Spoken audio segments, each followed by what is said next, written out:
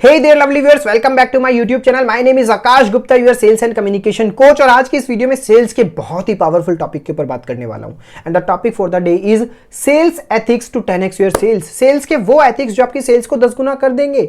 तो शुरू करते हैं वीडियो को बिना टाइम को वेस्ट करें। तो सबसे पहले समझ लेते हैं कि भाई एथिक्स होते क्या है, सेल्स एथिक्स होते क्या है।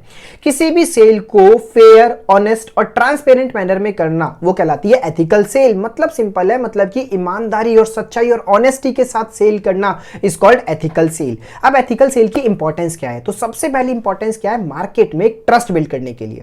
सेल्स में जो कस्टमर होता है ना, वो किसी भी पर्सन से, किसी भी ब्रांड से सामान जब खरीदता है जब उसको उस ब्रांड पे ट्रस्ट होता है। आज के टाइम पे हम भी उसी ब्रांड से सामान खरीदते हैं, उसी दुकान से सामान खरीदते हैं जहां पे हम ट्रस्ट करते हैं। तो अगर आप एथिकल सेल करते हैं ना, तो मार्केट में लोगों की नजरों में, क्लाइंट्स की नजरों में, कस्टमर की नजरों में आपका ट्रस्ट कंटिन्यूअसली बनता चला जाता है, बिकॉज आप एथिकल सेल करते हैं।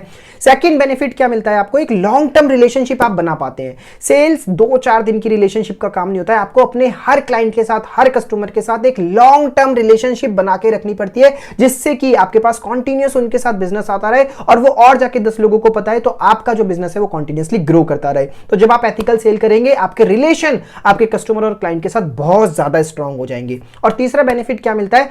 जब आपका ट्रस्ट बनता है और आपके रिलेशन स्ट्रांग होते हैं, तो मार्केट में आपकी ब्रांड भी पॉजिटिव बनती है। तो पॉजिटिव ब्रांडिंग के लिए भी एथिकल सेल करना बहुत ज्यादा जरूरी है, क्योंकि अगर मार्केट में एक बार आपकी नेगेटिव इमेज बन गई और नेगेटिव ब्रांडिंग हो गई, तो माय डियर फ्रेंड, आपकी सेल्स कभी भी ग्रो नहीं कर पाएगी और आप कभी भी सेल्स में आगे नहीं बढ़ पाएंगे। अब एथिकल सेल करी कैसे जाती है? तो इसमें के अंदर सबसे पहले पॉइंट आपको समझना पड़ेगा दैट कि not everybody is your customer.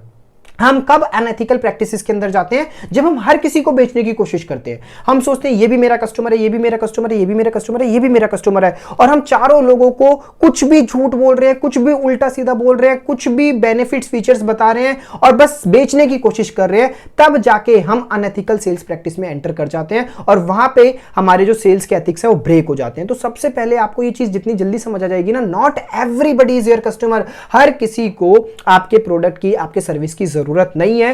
तो आपको सामने वाले को समझना बहुत ज्यादा जरूरी है और आपको सामने वाले की नीड्स को आइडेंटिफाई करना बहुत ज्यादा जरूरी है। तो सबसे पहली चीज क्या आपको समझनी पड़ेगी? Not everybody is your customer.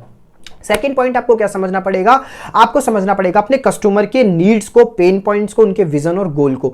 जब आप एथिकल सेल के अंदर जाते हैं ना, तो आप एक प्रॉपर काउंसलर की तरह सेल करते हैं, आप एक सेल्समैन की तरह सेल्स नहीं करते। और काउंसलर कौन होता है? काउंसलर वो होता है जैसे डॉक्टर होता है ना। डॉक्टर के पास आप जाते हैं तो डॉक्टर ये नहीं कि बैठते ही कुछ भी दवाई लिखना शुरू कर देगा आपके शक्ल को देख के। नहीं, वो आपसे पूछेगा पहले कि आपकी प्रॉब्लम क्या है, दिक्कत क्या है, परेशानी क्या है, तब वो आपको एक दवाई रिकमेंड करेगा और उस दवाई को आप खाएंगे और आप सही हो जाएंगे। तो सेल्समैन भी ना एक काउंसलर की तरह जब सेल करता है ना, तो वो एक बहुत अच्छी सेल कर पाता है, एथिकल सेल कर पाता है। तो आप अपने कस्टमर को समझिए कि उसके पेन पॉइंट क्या है, उसकी नीड क्या है, उसका विजन मिशन क्या है, उसके गोल्स क्या अचीव करना चाहता है, और उसके अकॉर्डिंग आप अपने प्रोडक्ट के फीचर्स और बेनिफिट्स को कस्टमाइज करके बताइए कि देखिए आपके ये गोल को, विजन को आप मेरे प्रोडक्ट और सर्विस से ऐसे अचीव कर सकते हैं। तो माय डियर फ्रेंड, आपकी सेल्स बहुत ज्यादा एथिकल हो जाएगी, आपका रिलेशन भी अच्छा होगा, ट्रस्ट भी बनेगा और पॉजिटिव ब्रांड भी बनेगी, पॉजिटिव इमेज भी बनेगी।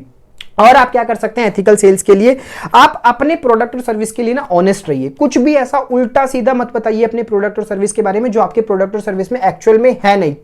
मान लीजिए आप एक एजुकेशनल कोर्सेज बेच रहे हैं और वहां पे आपका जो कोर्स का कंटेंट है वो 5 घंटे का है, बट आप अपने कस्टमर को बता रहे हैं कि इसमें 15 घंटे का कंटेंट है। तो मतलब आप ऑनेस्ट नहीं है अपने प्रोडक्ट और सर्विस के लिए, क्योंकि जब वो आपका सामान खरीद लेगा तो उसको पता लग जाएगा कि भाई 15 घंटे का नहीं, 5 घंटे का कंटेंट है, और वो जाके 10 लोगों को और बता देगा कि इस बंदे से सामान मत खरीदना, ये झूठ बोल के सामान बेचता है, ये झूठ बोल के अपने प्रोडक्ट और सर्विस को बेचता है। तो ऐसा कभी मत करना। अपने प्रोडक्ट और सर्विस की जो एक्चुअल चीज है, वो किस लैंग्वेज में है, कितने घंटे का कंटेंट है, कौन ट्रेनर है, सारी चीजें, मैं सिर्फ आपको कोर्स का एग्जांपल दे रहा हूं। आपका कोई और भी प्रोडक्ट होता है ना, तो आपको उस प्रोडक्ट के जो फीचर्स हैं, जो एडवांटेजेस हैं, वो सारे के सारे सच बताने हैं। इसी को एथिकल सेल बोला जाता है। चौथे नंबर पे आप क्या कर सकते हैं? आप अपने कस्टमर के डिसीजन की रिस्पेक्ट करना सीखिए। कई बार जब कस्टमर हमें मना कर देता है प्रोडक्ट और को सर्विस को खरीदने के लिए, तो हम कस्टमर के लिए ना पूरा थोड़ा सा डिसरिस्पेक्टेड हो जाते हैं। उसके ओपिनियंस को, उसका जो डिसीजन है उसको हम रिगार्ड नहीं करते, उसको डिसरिगार्ड करने लग जाते हैं, इसने मना कैसे कर दिया। फिर हम थोड़ा उससे उल्टा सीधा बोलने लग जाते हैं, हमारा बिहेवियर चेंज हो जाता है, हमारी टोन चेंज हो जाती है। तो ये कभी भी एथिकल सेल्स में नहीं आती। कस्टमर का जो डिसीजन है उसकी रिस्पेक्ट करिए। अगर उसको नहीं खरीदना है तो नहीं खरीदना है, अगर वो थोड़ा टाइम चाहता है तो उसको थोड़ा टाइम दीजिए, अगर उसको किसी से डिस्कस करना है तो उसको डिस्कस करने दीजिए। यही सब कुछ एथिकल सेल में आता है। जाता है। उसके बाद नेक्स्ट पॉइंट आपको क्या ध्यान में रखना होगा, आपको अपनी कम्युनिकेशन के अंदर ना ट्रांसपेरेंसी रखनी होगी, कुछ भी हिडन मत रखिए। कई बार सेल्समैन क्या करते हैं, बहुत सारी चीजों को बेच देते हैं और बेचने के बाद में जब कस्टमर होता है ना तो उसको पता लगता है कि ये तो ट्रांसपेरेंट था, ये तो बताया ही नहीं गया, ये वाले रूल के बारे में तो बताया ही नहीं गया। उसके बाद में क्लाइंट आपके साथ ना बहुत ज्यादा उदास हो जाता है और आप सोचता है कि यार इसने तो मेरे को चीट कर दिया, इसने मेरे को धोखा दे दिया, ये सारी चीजें इसने मेरे को प्रोडक्ट और सर्विस बेचने से पहले क्यों नहीं बताई, अगर पहले पता होती तो मैं ये खरीदता ही ना, और खरीदता तो ऐसे खरीदता। तो मतलब ट्रांसपेरेंसी होनी कम्युनिकेशन के अंदर बहुत ज्यादा जरूरी है कि एक्चुअल में जो भी हिडन चीजें हैं उनको आप पहले ही रिवील कर दे कि ये चीज ऐसे है, it is what it is. उसके बाद में नेक्स्ट चीज आप क्या कर सकते हैं अपने एथिक्स को बनाए रखने के लिए, जो भी पेमेंट मेथड है और जो भी आपकी कंपनी का ऑनबोर्डिंग प्रोसेस है उसको लेजिट रखिए। मतलब ऐसा मत करिए कि कुछ भी उल्टा सीधा पेमेंट तरीके से उससे पेमेंट ले लिया, उसके साथ स्कैम कर दिया, उसको छोड़ दिया, उसको ब्लॉक कर दिया। It's not right. आप लेजिट पेमेंट रखिए, आप ऑनबोर्डिंग उनकी प्रॉपर तरीके से कराइए, उनको प्रॉपर सपोर्ट करिए। जब आप एथिक्स के साथ सेल करेंगे ना माय डियर फ्रेंड, आपका सेल्स का जो प्रोफेशन है वो बहुत ज्यादा स्पीड से बढ़ता है, क्योंकि मार्केट में एथिक्स के साथ सेल करने वाले बहुत ही कम लोग हैं। और उन कम लोगों को जब जानते हैं ना आसपास में लोग, मार्केट में लोग, तो दुनिया ना दूर दूर से आती है सामान खरीदने के लिए कि सामान खरीदना है तो इससे खरीदना है, क्योंकि ये बंदा कभी झूठ बोल के नहीं बेचता, ये एथिक्स के साथ काम करता है और आपका सेल्स का बिजनेस कंटिन्यूअसली ग्रो करने लग जाता है। सो अगर ये वीडियो पसंद आई है तो चैनल को सब्सक्राइब कर लेना, वीडियो को लाइक कर लेना और शेयर कर देना उन सारे सेल्समैन के साथ जिन्हें आपको लगता है कि उनको एथिक्स के साथ सेल करने की बहुत बहुत बहुत ज्यादा जरूरत है। तो मिलते हैं आपसे अगली वीडियो में सेल्स के किसी पावरफुल टॉपिक के साथ। तब तक के लिए wish you all the very best, keep learning, keep growing. Thank you so much for watching the complete video.